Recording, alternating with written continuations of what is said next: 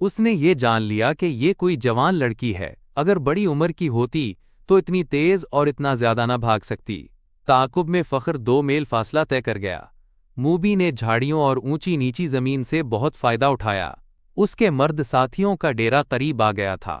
وہ دوڑتی ہوئی وہاں تک جا پہنچی۔ اس نے اپنے آدمیوں کو آوازیں دیں۔ وہ گھبرا کر جاگے اور خیمے سے باہر آئے۔ ایک نے مشعلیں جلا لی۔ یہ ڈنڈے کے سرے پر لپسے ہوئے کپڑے تھے، ان کی آگ کی روشنی بہت زیادہ تھی۔ فخر نے تلوار سونت لی اور ہانپتا کانپتا ان کے سامنے جا کھڑا ہوا۔ اس نے دیکھا کہ یہ 5 آدمی لباس سے سفری تاجر نظر آتے ہیں اور مسلمان لگتے ہیں۔ لڑکی ان میں سے ایک کی ٹانگوں کو دونوں بازوؤں میں مضبوطی سے پکڑے بیٹھی ہوئی تھی۔ مشعل کے ناچتے شعلے میں اس کے چہرے پر گھراہٹ اور خوف نظر آ رہا تھا۔ اس کا سینہ ابھر اور بیٹھ رہا تھا۔ اس کی سانسیں بری طرح اکھڑی ہوئی تھیں۔ یہ لڑکی میرے حوالے کر دو، فخر المصری نے حکم کے لہجے میں کہا۔ یہ ایک نہیں، ایک آدمی نے التجا کے لہجے میں جواب دیا۔ ہم نے تو 7 لڑکیاں آپ کے سلطان کے حوالے کی ہیں، آپ اسے لے جا سکتے ہیں؟ نہیں۔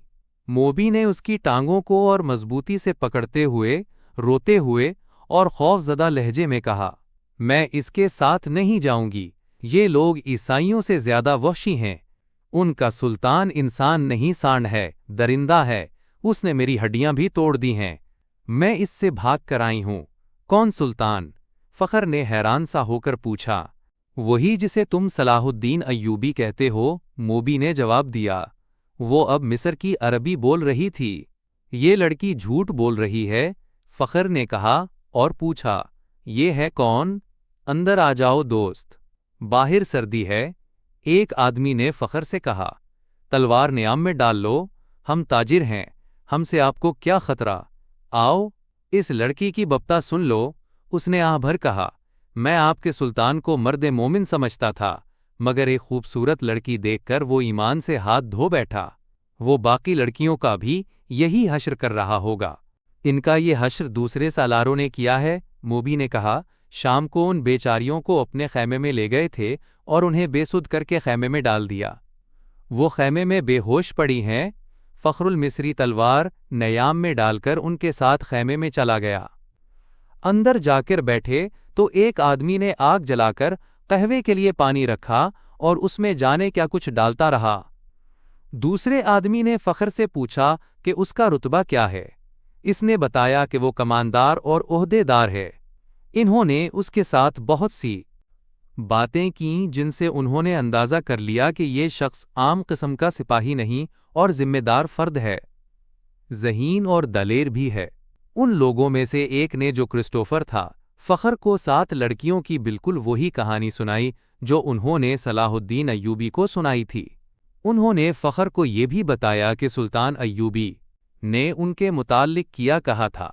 ان لڑکیوں نے سلطان کو یہ پیشکش بھی کی تھی کہ وہ اپنے گھروں کو تو واپس نہیں جا سکتیں اور عیسائیوں کے پاس بھی نہیں جانا چاہتیں، اس لیے وہ مسلمان ہونے کو تیار ہیں بشرطے کہ کوئی اچھے رتبوں والے عسکری ان کے ساتھ شادی کر لیں۔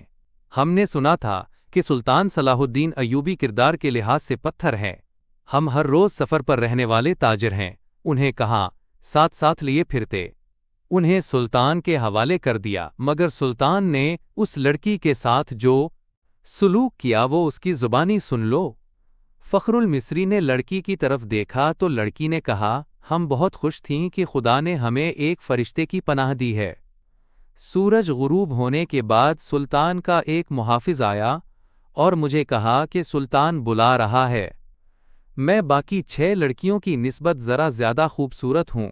مجھے توقع نہیں تھی کہ تمہارا ایوبی مجھے بری نیت سے بلا رہا ہے۔ میں چلی گئی۔ سلطان ایوبی نے شراب کی صراحی کھولی، ایک پیالہ اپنے آگے رکھا اور ایک مجھے دیا۔